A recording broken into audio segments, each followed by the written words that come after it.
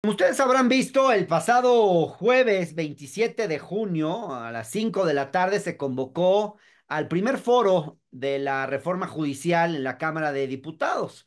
Fue una reunión larga en la que hablaron legisladores y varios integrantes del Poder Judicial. Una de las invitadas a esta reunión fue la magistrada Emilia Molina. Sin embargo, trascendió que a la magistrada no la dejaron hablar. Y esto lo supimos porque ella subió a sus redes sociales el orden del día de la reunión.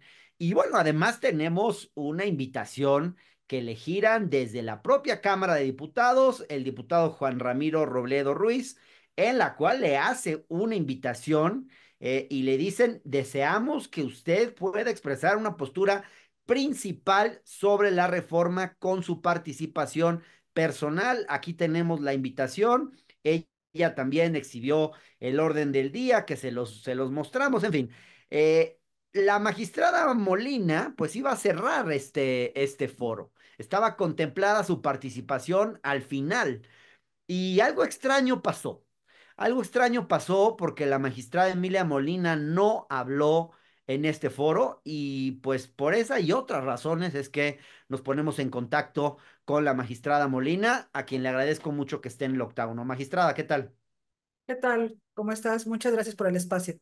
Magistrada, al contrario, pues nos sorprendió esta denuncia que hizo usted en las redes sociales. ¿Qué fue lo que pasó? ¿Quién no la dejó hablar y por qué? Bueno, realmente lo que sucedió es que se había variado ya el orden del día que yo tenía y había participado en un orden diverso, pero después de que participó el exministro Saldívar, pensé que me iban a dar el uso de la voz y lo que sucedió es que cerraron la mesa. La senadora Olga Sánchez y la diputada Yolanda de la Torre le dijeron al diputado Juan Ramiro Robledo que faltaba yo también levanté la mano, le dije y nos dijeron que ya no.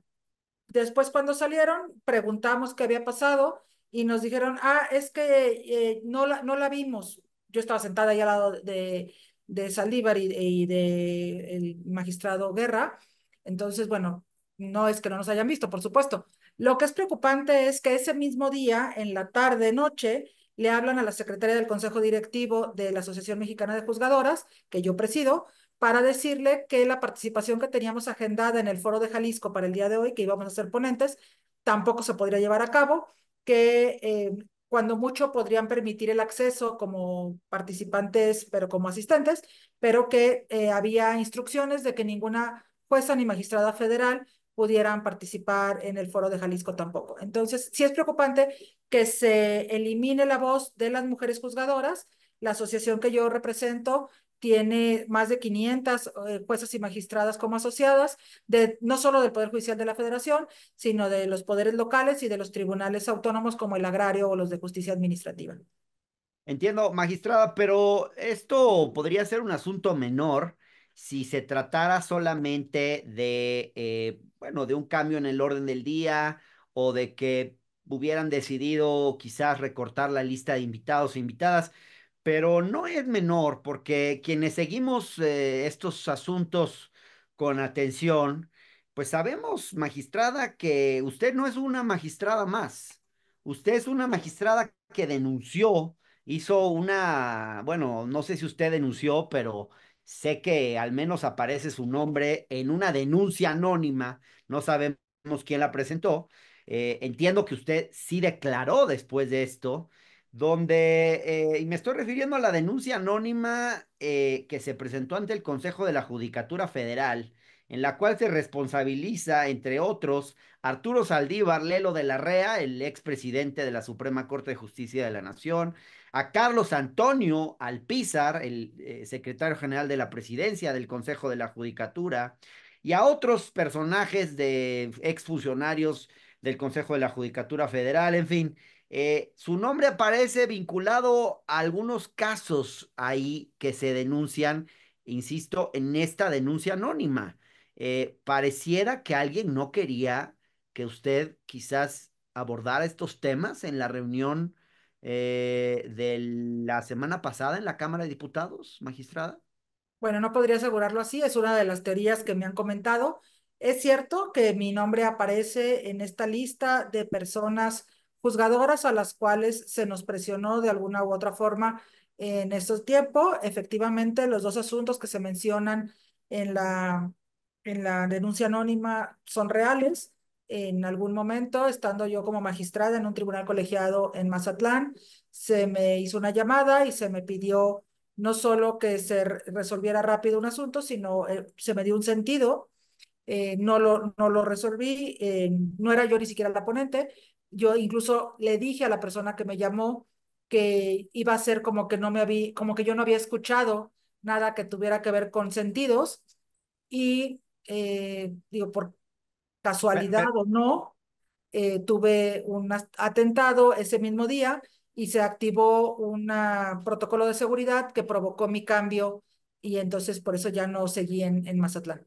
A ver, permítame detenerme un poco porque de lo que usted está hablando es algo muy grave que no se conocía además en la opinión pública. Es la primera vez que yo tengo noticia de este asunto.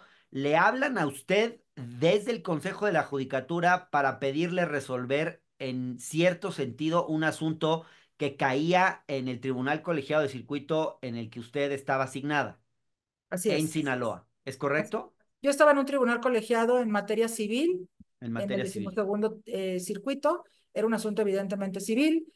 Por respeto a las partes, no quisiera yo mencionar ninguno de los datos sensibles y además tengo obligación de protegerlos, pero sí es verdad que me hablaron para ello. No había querido yo decirlo nunca en medios porque me parece, sigo pensándolo así, digo solo por la pregunta expresa, eh, no, no me parece que los medios de comunicación sean el lugar donde tendríamos que ventilar esto. Por eso, cuando fui citada para declarar, pues Ajá. hice lo propio, pero ¿Cuándo sí, fue citada magistrada, perdón?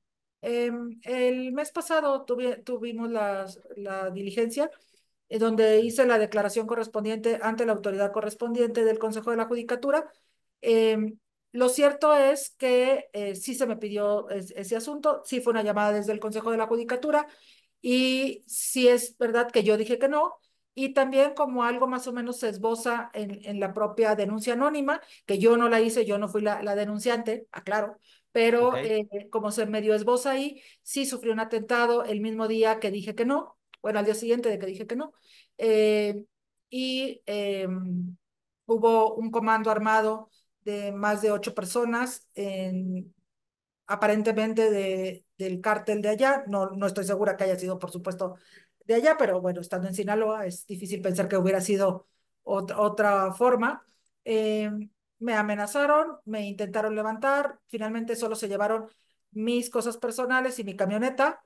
Y a partir de eso, se activa oficiosamente por parte de la presidencia del Consejo de la Judicatura un protocolo de seguridad y ese protocolo de seguridad incluye que, no obstante que yo no pedí nunca que me mandaran escolta o una camioneta blindada, me la mandaron el mismo día por órdenes expresas del presidente, del entonces presidente del Consejo, y me cambiaron de adscripción como parte del protocolo de seguridad, según me dijo el entonces secretario ejecutivo de adscripciones. Pero lo que está usted señalando es muy grave, magistrada. Usted nos está diciendo que alguien del Consejo de la Judicatura Federal le pidió fallar en determinado sentido. Entiendo que usted, no podemos saber el nombre de esa persona, supongo yo que estará en la denuncia. Usted se niega a esa presión, o sea, usted de entrada marca una posición, cierra cualquier posibilidad de aceptar, digamos, esa línea que le están intentando enviar y, y al día siguiente sufre usted un atentado y la respuesta es eso por parte, pues yo entendería que de quien preside el Consejo de la Judicatura Federal, que en ese momento era Arturo Saldívar, fue sacarla de esa jurisdicción, Sí, trasladarla a otro lugar, reasignarla así es. Me cambian de con el adscripción argumento aquí. de su seguridad, supongo yo, Así es. de que corría en peligro su seguridad. Así es. Y yo por eso, en su momento, por supuesto, y bueno, y lo sigo agradeciendo, si es que había peligro de mi vida, pues, o de mi integridad corporal, pues por supuesto que agradezco un protocolo de seguridad donde se me proteja. Lo cierto es que no había sucedido así en otras ocasiones. Pero más allá de eso, de la casualidad de los tiempos, Yo no fallé ese asunto, no tuve votación alguna en ese y posteriormente, como en la propia denuncia anónima se señala, estando ya adscrita aquí en Ciudad de México, como al año de estar aquí, me vuelven a llamar para pedirme otro asunto del tribunal donde estoy adscrita, en materia civil también, también pidiéndome un sentido determinado. Volví a Las decir mismas que no. personas, Sí, las mismas magistrada, personas. las mismas personas, ¿a Sí. nombre de alguien en particular le Sí, llamaron? claro. Según la persona que me llamó, era de interés especial para el presidente del Consejo y el secretario general de Presidencia, y que además había un interés nacional en la forma en que debía resolverse el asunto. Interés Textualmente fueron las nacional. palabras. ¿Usted examinó el asunto? ¿Cree que podría haber algún interés nacional en ese tema en cuestión? ¿De qué se trataba? No, a ver, bueno, interés de la nación en que los asuntos los fallemos correctamente y con cuidado, pues me parece que todos, pero un interés en el sentido que me estaban diciendo en las llamadas, la verdad es que lo dudo porque pues eran asuntos de arrendamiento ambos y no era un asunto que me pareciera siquiera trascendente comparado con cualquier otro que de los que tenemos para resolver. Lo cierto es que lo que sí puedo decir es que me consta que existían las llamadas porque las recibí las dos veces eh, y ¿Usted porque tiene prueba de alguna de estas llamadas? sí, algunas de las pruebas están ya incorporadas a la investigación en el Consejo de la Judicatura Federal. Hay una grabación incluso de una de las últimas llamadas donde me preguntaron qué había pasado con los asuntos, que por qué se había retirado en alguna primera sesión, etcétera. Incluso estuvieron llamándole al secretario de acuerdos. O sea, hubo varios temas respecto del asunto que no tenía mayor trascendencia, digamos, que lo hiciera como especial respecto de todos los que vemos, pero bueno, habría algún interés, no sé cuál, de las personas que estaban involucradas en pedir los asuntos. Y lo que sí me parece es que eso, mm, pues hace constar cómo es que se manejaba la administración anterior respecto de la independencia judicial y por eso cuando de alguna forma en los foros se habla de que la independencia judicial es un concepto no concreto y que solamente lo estamos utilizando como argumento, pues me ¿Se parece está muy grave, usted porque lo que realmente refiriendo, sucede es eso. se está usted refiriendo a las palabras de Arturo Saldívar con las que cerró el foro, hablando Sí, de la específicamente. independencia judicial como un concepto abstracto, etéreo, en fin, minimizando la importancia que tiene el asunto, básicamente? Así es, y creo que, bueno, finalmente también su forma de hacer todo su discurso, de alguna forma, pudiera interpretarse como que cuando él estaba, sí había un control de las personas juzgadoras y que lo que sucede a partir de que llega la ministra Norma Piña es lo contrario, porque efectivamente, y eso también puedo asegurarlo, por lo menos yo no he sabido de una sola persona juzgadora a la cual se le haya llamado o se le haya citado o se le haya dado una instrucción para hacer o no hacer en algún asunto a partir de la administración de Norma Piña. Lo que sí puedo decir es que los conceptos no son etéreos ni si no son abstractos, son concretos y son algo indispensable para la función jurisdiccional. Si no tenemos independencia judicial, ninguna de las partes va a estar segura porque entonces dependerá de a quién le hacemos caso, quién es más poderoso de todos los que nos hablan para poder hacer un fallo en uno u otro sentido. Y yo creo que a la sociedad en general y a las propias autoridades no les conviene jueces a modo. La verdad es que las personas juzgadoras necesitamos ser independientes, pero independientes reales, desde factores externos e internos, para que todos estén tranquilos en esto. Permítame que regrese a los hechos que está usted mencionando porque creo que son sumamente graves, magistrada.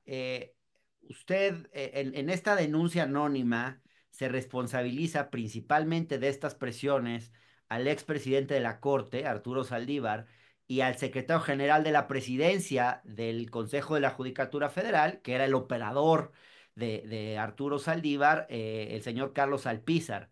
¿Usted ve responsabilidad en estas dos personas o una presunta responsabilidad por las presiones de las que usted fue objeto como juzgadora? Bueno, lo que yo veo, más allá de si pudiera yo hablar de responsabilidades o presuntas responsabilidades, penales o administrativas. Lo que sí veo es una injerencia indebida en la función jurisdiccional. La persona que presida el Consejo de la Judicatura o los miembros del Consejo de la Judicatura deberían estar solamente para lo que la Constitución prevé, que es la administración y la regulación de la disciplina de las personas juzgadoras, sino al revés, estar provocando alguna forma indebida de la actividad jurisdiccional.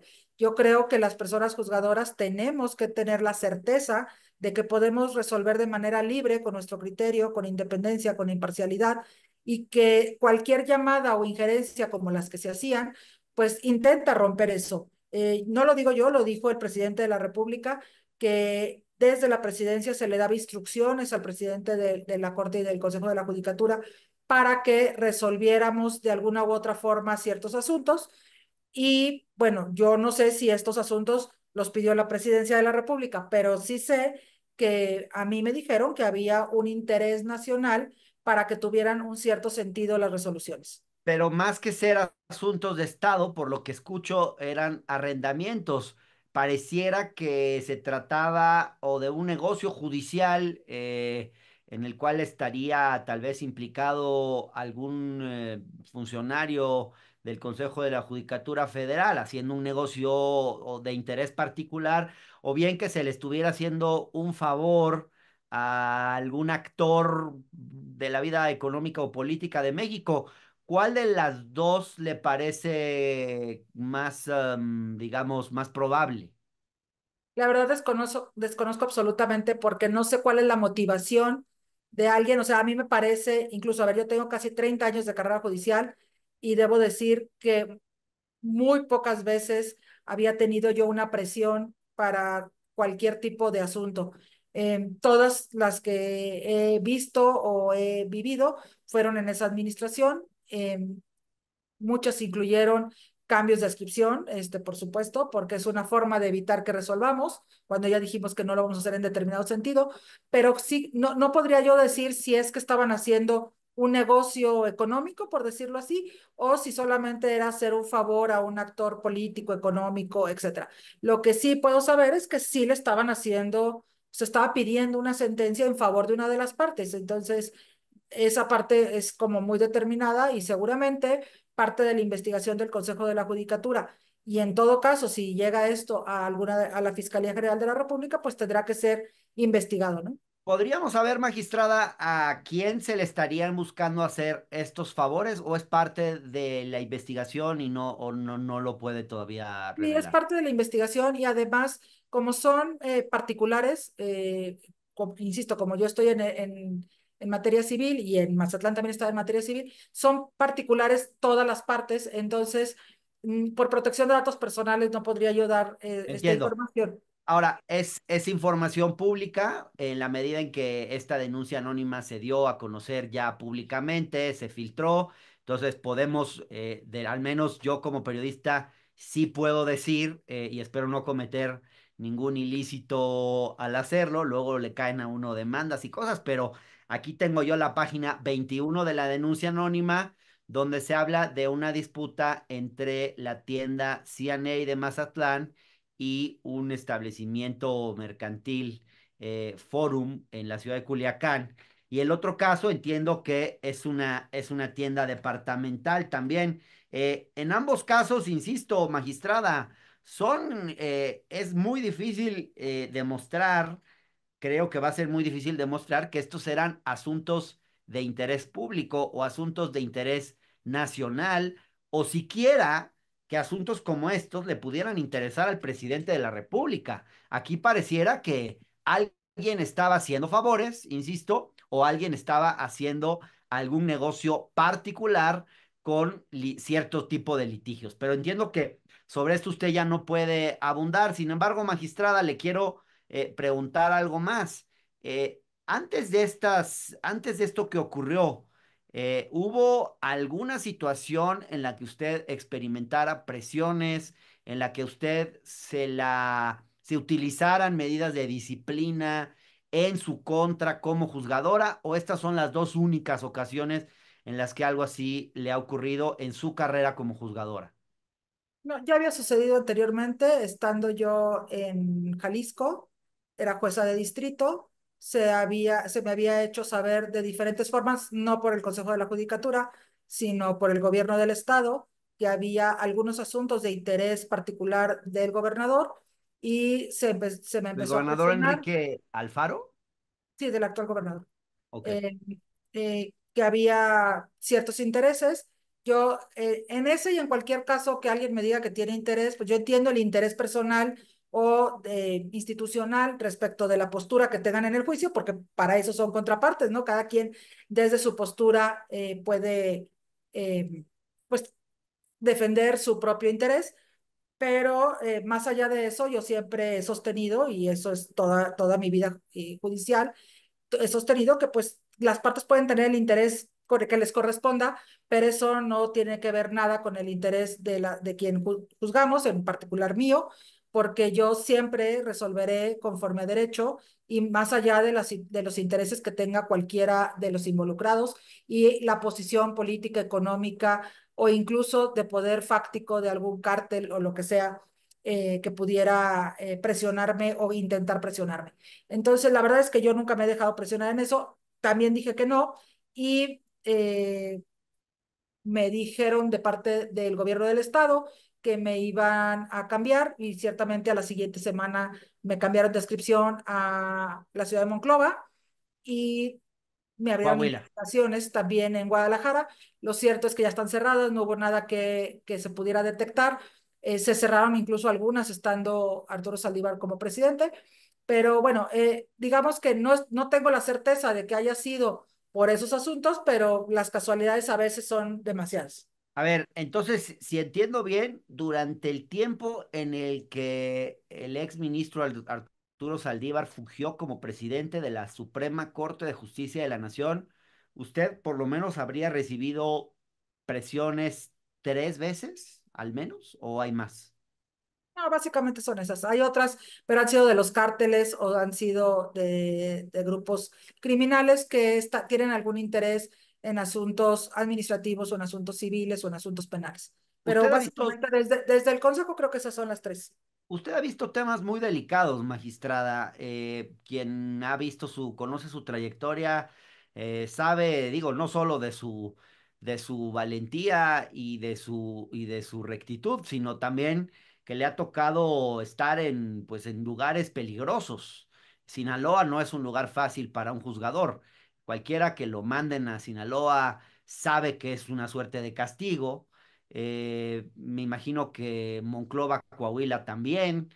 Imagino que el Jalisco incluso debe serlo. Ahora está usted en la Ciudad de México. Pero ¿le han dado las medidas de seguridad necesarias para llevar a cabo su función como juzgadora? ¿Se ha sentido usted en peligro? Digo, más allá de este episodio que ocurrió en Mazatlán que nos ha narrado, pero ¿se ha sentido usted en peligro en determinados momentos? Bueno, a ver, primero quisiera yo decir que para mí, en lo personal, ninguna adscripción puede ser un castigo, porque finalmente quienes somos juzgadores o juzgadoras, lo que queremos es ser juzgadores o juzgadoras. Entonces, donde sea. Mi primera adscripción fue Islas Marías, entonces fue interesante. Eh, para mí ha sido de las mejores experiencias que he tenido. Me parece que no podemos hablar de que una ascripción pueda ser un castigo en la medida que, desde mi punto de vista, ninguna persona de este país puede ser de primera o de segunda en cuanto a justiciables, y entonces donde más retos hay para administrar justicia, porque la parte social puede estar más compleja, me parece como un mejor reto y una mejor forma de demostrar de qué estamos hechas las personas juzgadoras y qué es lo que las características que nos deben regir realmente se ponen a prueba, y creo que eso es justamente lo que queremos hacer. Dicho esto, me parece que a ver, tener miedo es normal cuando no tenemos amenazas, porque finalmente nos enfrentamos a grupos de hecho o reales del gobierno que tienen el poder de hacernos daño físicamente, ¿no? Pero en un primer momento, cuando estuve en Islas Marías, tuve medidas de seguridad varios años. Yo en Islas Marías estuve casi 3 años y de los cuales 2 tuve medidas de seguridad por varias amenazas que recibí de parte de diferentes actores fácticos.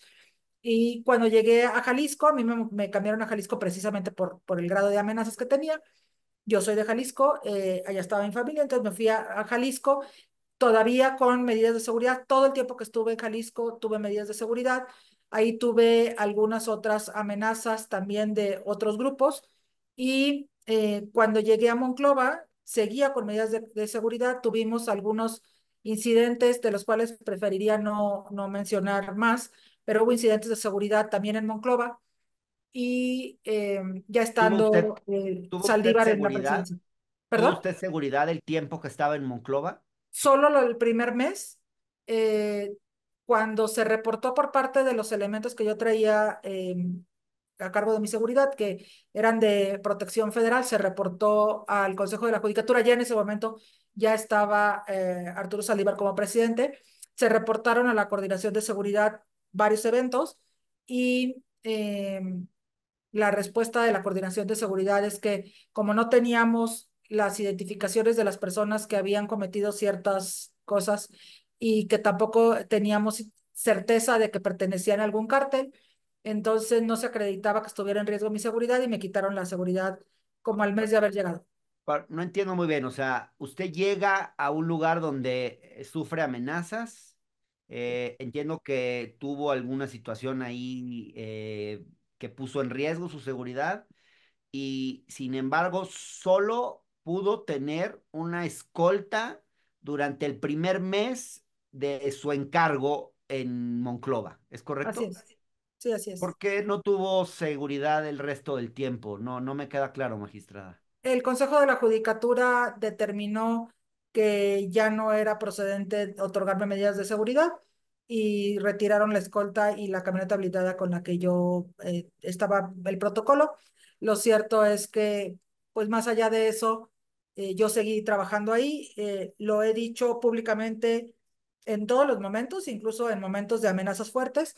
Yo seguiré haciendo mi trabajo siempre en las mismas condiciones sin dejarme presionar porque me parece que quienes somos personas juzgadoras tenemos una responsabilidad social grande que no podemos dejarnos amedrentar por ningún factor externo y que además, en verdad, la historia nos va a juzgar y esto no es solamente retórica, es realmente estamos en un puesto de poder donde en algún momento de la historia se va a juzgar qué hemos hecho y se va a juzgar si lo hicimos como la sociedad merece, como la Constitución lo exige, y esa parte que es trascendente, que es más allá de lo que podemos vivir en un momento determinado, creo que es básico para nuestra función. No es solamente un tema de cómo voy a estar bien hoy, sino que voy a dejar a mi sociedad, al lugar donde estoy, Claro. a futuro.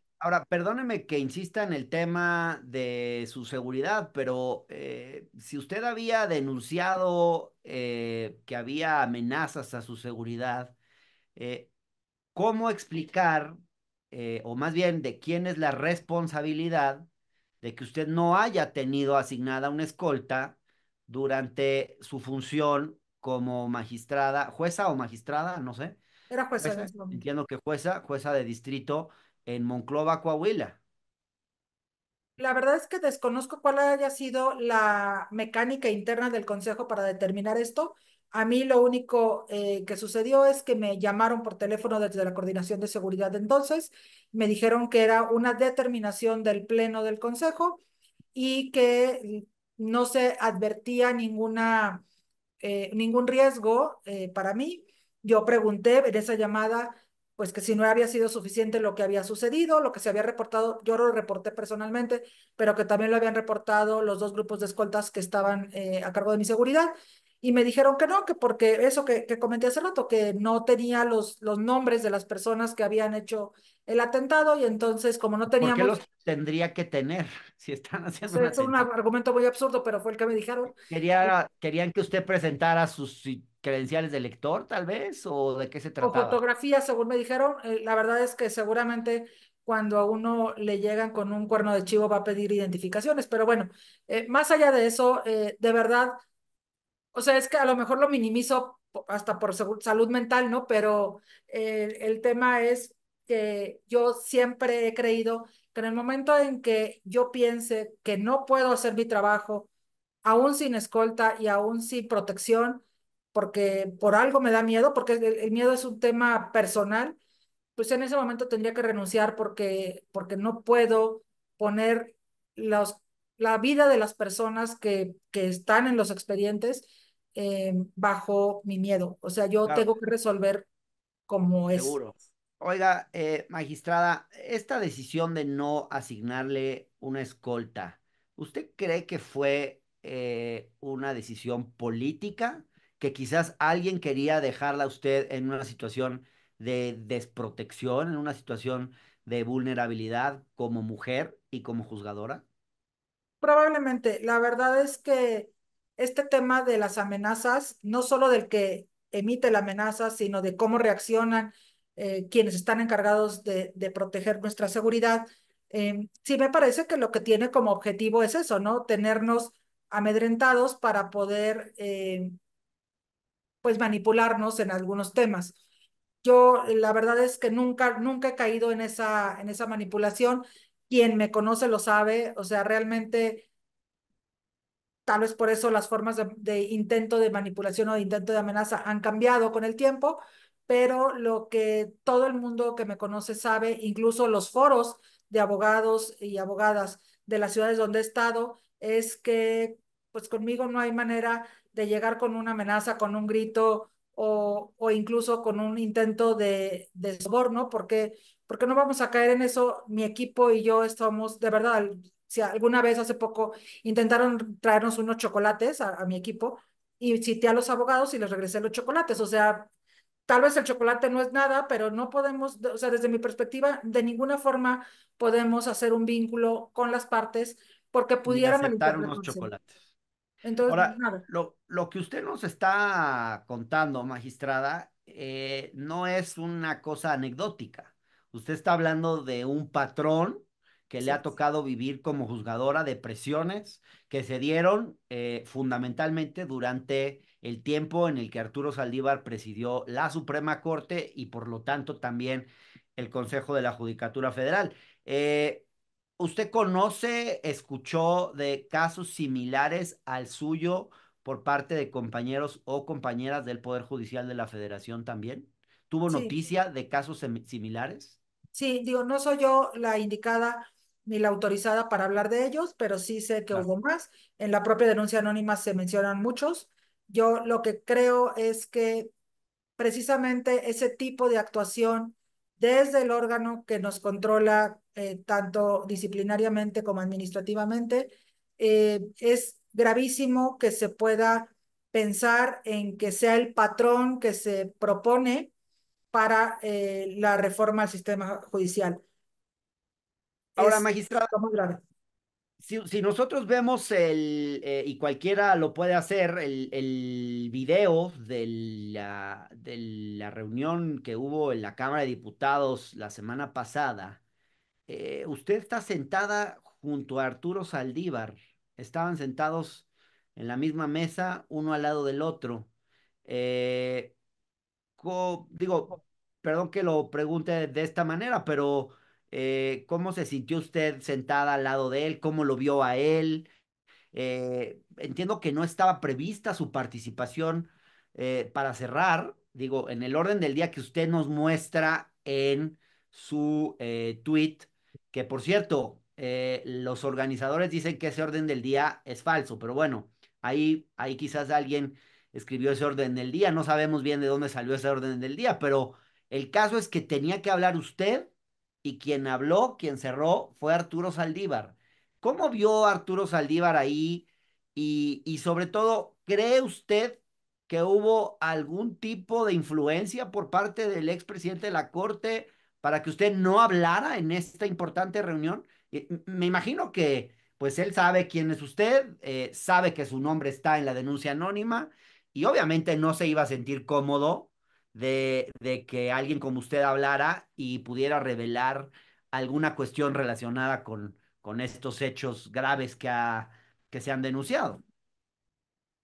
Bueno, ¿cómo me sentí? La verdad es que ni él ni nadie me quita la paz. Pues es un actor político en este momento, un actor político que ha utilizado su experiencia como ministro y como presidente del Consejo de la Judicatura Federal para golpear al eh, ha utilizado lo que sabe de nosotros para hacerlo con unas malas interpretaciones y argumentos falaces, también es cierto.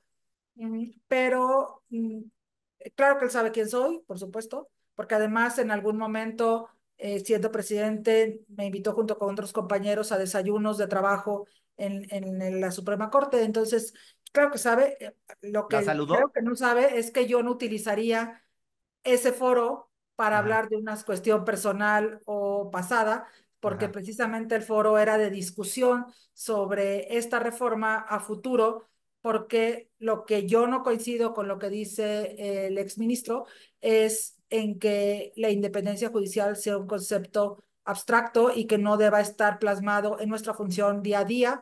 A lo mejor él sí cree que no es así y por eso hacía ciertas cosas, porque a lo mejor él verdaderamente cree que la independencia judicial no es un tema importante y real para cada una de nuestras actuaciones, pero lo que nosotros sí creemos es eso y por supuesto el espacio que se me había dado, que debo decir yo no lo pedí, se me invitó como presidenta de la asociación, eh, era un espacio que yo pensaba utilizar para dar un mensaje respecto de independencia, respecto de cuáles son los factores que debemos analizar para hacer una mejora en el sistema de justicia y, entre otros, como presidenta de la Asociación de Juzgadoras, por supuesto, el tema de paridad de género y el tema de protección de estándares de Sí. derechos humanos para que lo que hemos avanzado como país y en la judicatura, pues no lo destruyamos. Cosas que hemos avanzado, debo decir, incluso con propuestas, con proyectos que después salieron por mayoría o por unanimidad de la Suprema Corte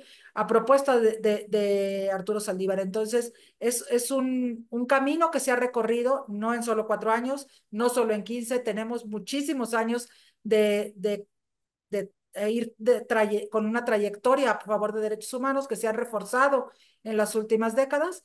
Y entonces eso era como el argumento principal. No, definitivamente no iba a buscar los foros para ventilar temas de una denuncia que se está llevando a cabo en las ante las autoridades correspondientes de la forma que lo prevé la ley y que no era ese el momento, por supuesto.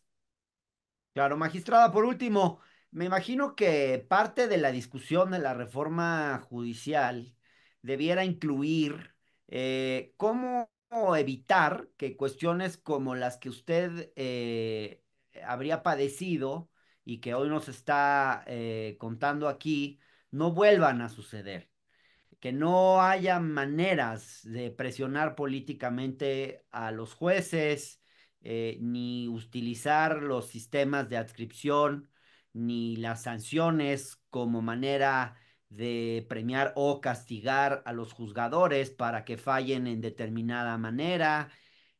Quizás esa es la pregunta central. ¿Usted cree que la iniciativa presidencial toca estos asuntos que permitiría evitar que este tipo de cosas no vuelvan a ocurrir? Por ejemplo, hay un punto que a mí me parece muy rescatable, que es la separación de la presidencia de la Corte de la presidencia del Consejo de la Judicatura Federal, que no recaigan en una misma persona porque esto le da un inmenso poder al presidente de la Corte de ser juez y parte y también, obviamente, pues de utilizar estos premios y castigos de forma discrecional. ¿Qué piensa en ese sentido de la iniciativa? ¿Dónde sí puede servir para resolver un problema como el que usted y otros juzgadores han parecido y dónde no está tocando estos asuntos?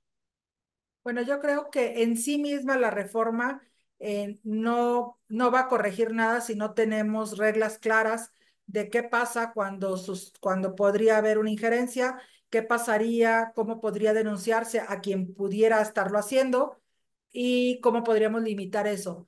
Por el contrario, lo que hay es un sistema, primero, de elecciones populares con campañas públicas sin financiamiento privado ni público que pudiera llevar a conflictos de interés graves para conseguir votos. Eso por un lado, no solo conflictos de interés con grupos fácticos de poder, no solo con los partidos, sino en un país donde tenemos tantísimos problemas de violencia, por supuesto, con el crimen organizado. Esa parte no hay ningún mecanismo de protección para que no se infiltren el poder fáctico en la judicatura. Y por otro lado, lejos de protegerse la injerencia interna, yo creo que se potencializa porque el tribunal disciplinario que se propone tiene una facultad que actualmente no tiene el Consejo de la Judicatura y que es revisar los criterios para saber si el criterio de una sentencia o de una resolución